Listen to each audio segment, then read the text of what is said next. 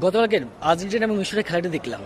চরম উত্তেজনাপূর্ণ খেলা ছিল এবং খেলা শেষে ভালোই বিতর্ক হচ্ছে যে রেফারি আর্জেন্টিনাকে একটি বিশেষ সুবিধা দিয়েছে, তাদের ফেভারেই কাজ করেছে।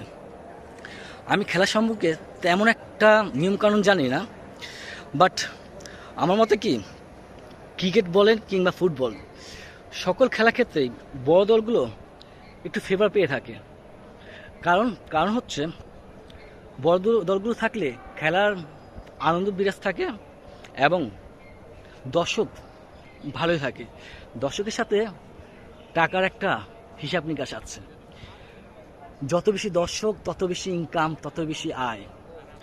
এটা হিসেবে চরম বাস্তবতা। সেদিক দিয়ে বিবেচনা করে বলা যায়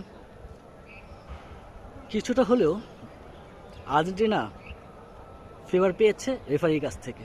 এটা কখনোই মানা করা যায় না কিংবা অস্বীকার করা যায় না।